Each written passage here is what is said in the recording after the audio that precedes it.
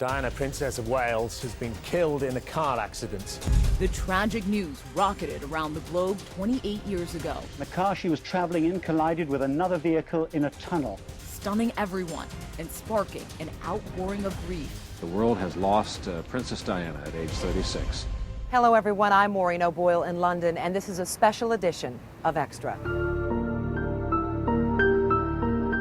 She was the people's princess. And right away, Extra host Maureen O'Boyle and a team of correspondents were on the ground in England. We were there within less than 24 hours, and to land in that sea of agony and grief, it was just unbelievable. Buckingham Palace announcing Diana's funeral will be held at the place of kings and queens. The big question for us as a team of journalists was, how are we going to convey this emotion to people so far away at home? Because it was so thick, so intense. From Westminster Abbey to St. James's and Buckingham Palace. We are learning about a very touching story from behind those palace walls. To that infamous tunnel in Paris and the controversies that followed, Extra was there. Images of that devastated vehicle that Diana and Dodi Al-Fayed were riding in when they died, and now word from the Associated Press that the driver of that car may have been drunk.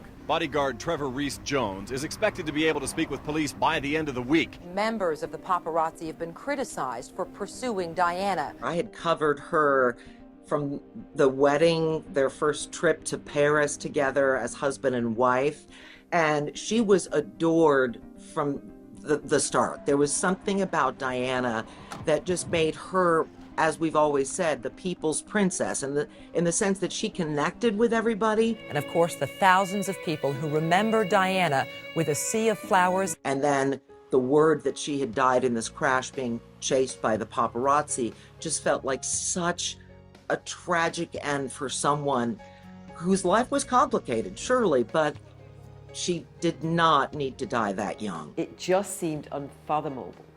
And the concept of fake news didn't exist at the time, but I was completely sure it wasn't true. Extra's royals expert at the time, Elaine Lipworth, joined Maureen in London. The sound of people sobbing and rustling of feet as more people came to gather and deliver notes, teddy bears, prayers, mini altars. It was unlike anything I'd ever seen. And even in those very first hours, there was concern for young William and Harry. How does the death of Princess Diana affect her two sons? It means that both of them are being thrust into the limelight even more. It's so difficult to even imagine what those two boys are going through right now. We watched the solemn and sad procession as William and Harry followed their mother's casket through the streets of London. It was only recently that Harry has opened up about that fateful night, revealing on 60 Minutes he waited until he was in his 20s to look at crash photos of his mom. Why did you want to see it? Proof that she was in the car. Of course, so much has happened since Diana's death. Her two sons got married and started families, and then their relationship ruptured during Harry and Meghan's Megxit. And when I'm talking about history repeating itself, I'm talking about my mother. Harry's fears for his family were front and center in the Oprah interview and in the Apple TV Plus series, The Me You Can't See. Clicking of cameras and the flashes of cameras makes my blood boil. It makes me angry. It takes me back to what happened to my mum, what I experienced when I was a kid. Then GMA's Michael Strahan asked the question on everyone's mind. How would your mom feel about your relationship with your brother now? I think she would be sad.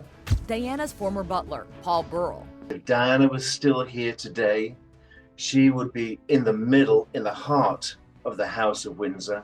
She would be holding it all together. Now senior content writer at Thrive Global, Elaine, told us, I'm quite sure that Diana would advise her sons to get over their differences and to reunite, to forgive each other, to let go of any resentments and hurts, and live with love, become friends again, be brothers, be supports for each other. Which means royal watchers are now left with their own question. What if?